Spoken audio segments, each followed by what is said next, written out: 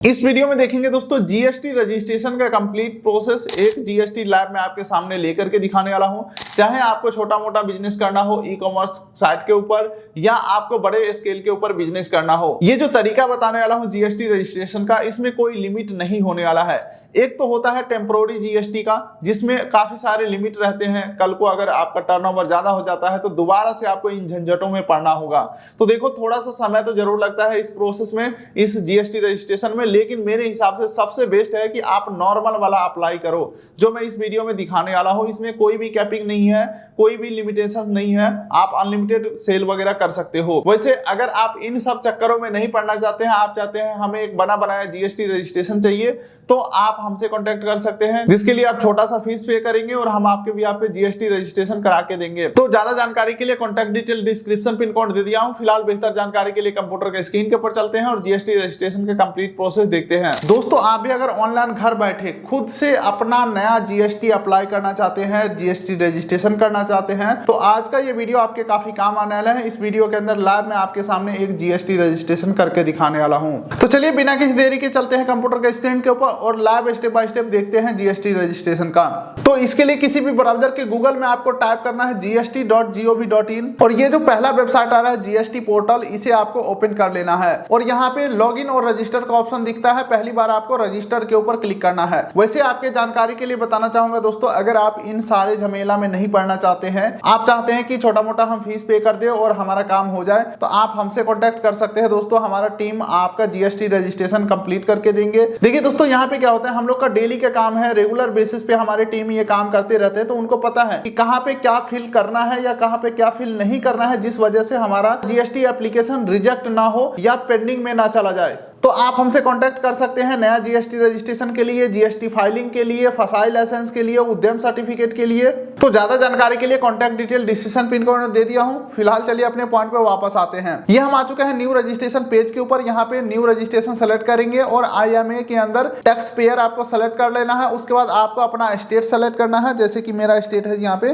पंजाब, हमने सेलेक्ट कर लिया। उसके बाद डिस्ट्रिक्ट मैं यहाँ पे सेलेक्ट कर लेता हूँ अपना, आप अपने हिसाब से डिस्ट्रिक्ट को सेलेक्ट करोगे। उसके बाद legal name of the business, यहाँ पे आपको अपना नेम एंटर करना है जो आपके पैन कार्ड के ऊपर प्रिंटेड है, ठीक है। उसके बाद परमानेंट अकाउंट नंबर, आपको अपना पैन नंबर डालना है यहाँ पे, और फिर अंत में आपको अपना एक ईमेल आईडी और अपना एक मोबाइल नंबर एंटर करना है। ध्यान रखिएगा दोनों एक्टिव मोड में होना चाहिए, क्योंकि दोनों के ऊपर ओटीपी आएगा। और अंत में ये जो कैप्चा दिख रहा है सेम टू सेम हम यहाँ पे फिल करेंगे और प्रोसीड के ऊपर क्लिक करेंगे। तो चलिए एक बार मैं ऊपर का सारा डिटेल फिल करता हूँ, फिर प्रोसीड करते हैं। अब देखिए दोस्तों, हमारे मोबाइल नंबर और ईमेल आईडी दोनों के ऊपर ओटीपी गया है। दोनों ओटीपी यहाँ पे एंटर करेंगे और प्रोसीड के ऊपर क्लिक करेंगे। ओटीपी फटाफट से आ भी चुका है मेरे पास। दोनों ओटीपी हमने सबमिट किया है। तो योर टेम्पोररी रेफरेंस नंबर यानी कि TRN नंबर हमारा जनरेट हो चुका है। ये TRN नंबर 15 दिन तक वैलिड रहेगा। 15 दिन तक हमें प्रोसेस को कंप्लीट करना है, ठीक है। चलिए प्रोसीड के ऊपर हम क्लिक करते हैं और अभी जो हमें TRN नंबर मिला वो यहाँ पे एंटर करेंगे और ये कैप्चा एंटर करेंगे और प्रोसीड के ऊपर क्लिक करेंगे।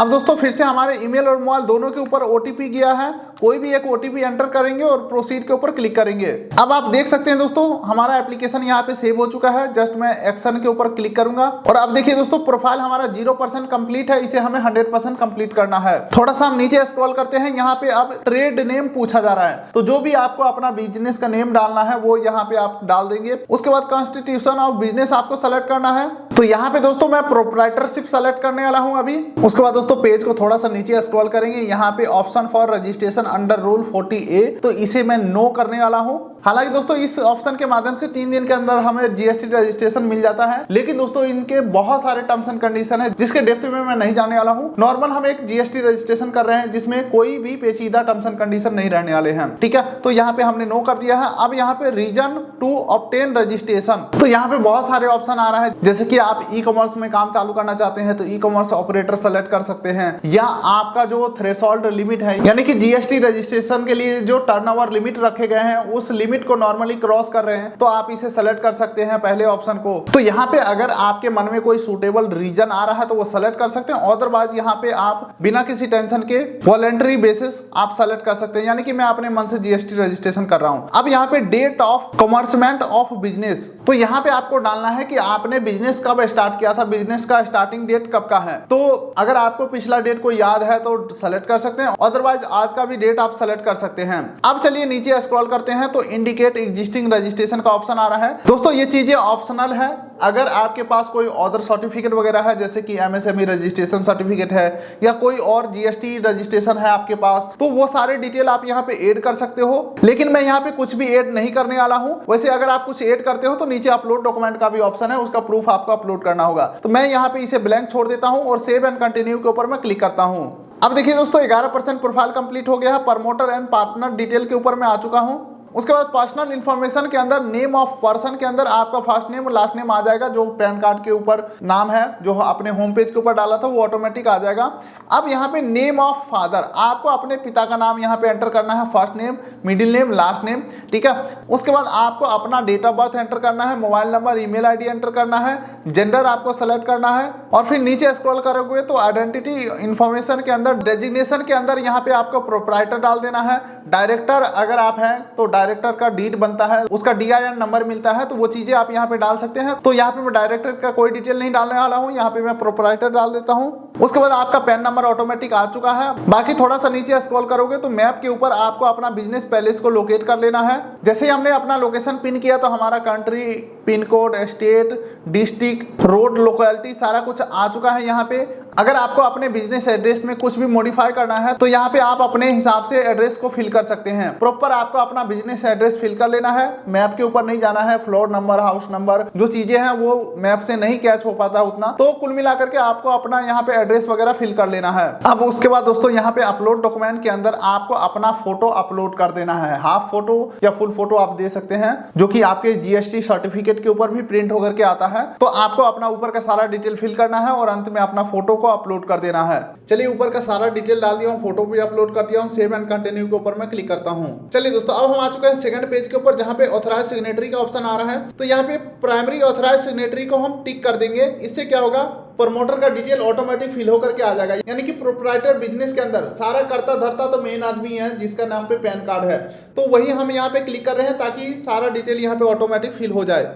अब इस पेज के ऊपर करना आपको कुछ नहीं है, सबसे नीचे सेव एंड कंटिन्यू के ऊपर क्लिक कर देना है। अब उसके बाद डिटेल ऑफ ऑथराइज रिप्रेजेंटेटिव, तो ये दोस्तों प्रोप्राइटरशिप के केसेस में कोई जरूरी नहीं है, तो सेव एंड कंटिन्यू के ऊपर जस्ट आपको क्लिक कर देना है।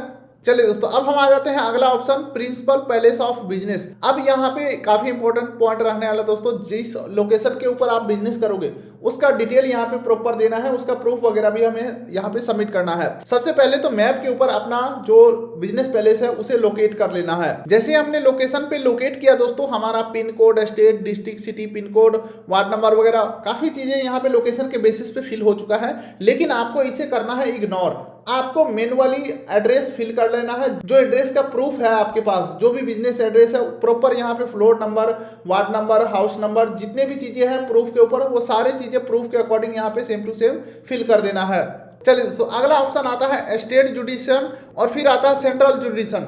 दोनों ऑप्शन आपको यहाँ पे फिल करने होंगे। तो सबसे पहले आपको अपना वार्ड सेलेक्ट करना है। इसे पता करने के लिए आपको जाना होगा आपके स्टेट के वेबसाइट के ऊपर। जैसे कि अभी मैं पंजाब का जीएसटी अप्लाई कर रहा हूँ, तो गूगल पे सर्च करूंगा पंजाब जीएसटी वार्ड लिस्ट और फिर ये लिंक आ जाएगा पंजाब टैक्सेशन डिपार्टमेंट। इसे मैं ओपन कर लूंगा। तो देखिए दोस्तों, अगर किसी भी पॉइंट के ऊपर कुछ चीजें समझ में नहीं आ रहे हैं तो रिस्क लेने की कोई जरूरत नहीं है, क्योंकि अगर कोई दिक्कत हो गया तो कल को कोई नोटिस भी आ सकता है।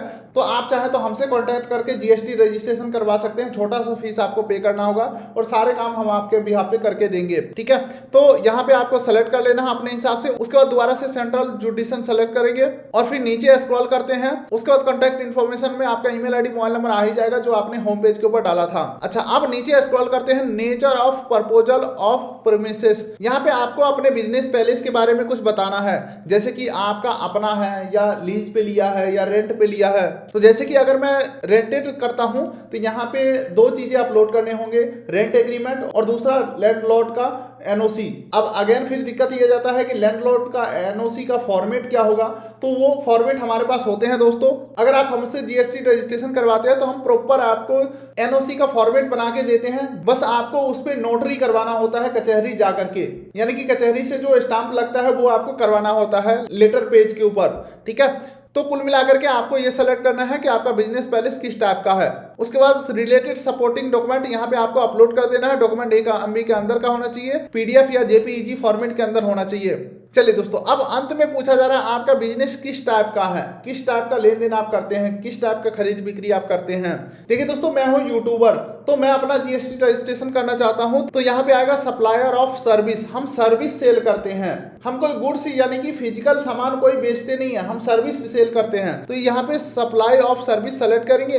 बाकी आप अपने हिसाब से देख लेना आपको यहाँ पे क्या सूटेबल लगता है। सेलेक्ट करके सेव एंड कंटिन्यू के ऊपर क्लिक कर देंगे। वैसे अगर आपका एक से अधिक बिजनेस पहले होगा तो यहाँ पे यस करके उसका डिटेल डाल सकते हैं। मेरे केसेस में एक ही डिटेल है, तो ऊपर का सारा डिटेल में फिल करके सेव एंड कंटिन्यू के ऊपर क्लिक करता हूँ। वैसे दोस्तों, अगर मैं यहाँ पे बिजनेस रेंटेड डाला हूँ तो उसका प्रूफ के अंदर क्या क्या मैं दे सकता हूँ, यहाँ पे देख सकते हैं। Rent agreement, electricity bill. वैसे रेंटेड के केसेस में इलेक्ट्रिसिटी बिल और रेंट एग्रीमेंट दोनों आपको देना होता है, और एनओसी भी देना होता है, ताकि आपका जीएसटी रजिस्ट्रेशन एक ही बार में आगे बढ़ जाए, कोई पेंडिंग में ना जाए या रिजेक्ट ना हो।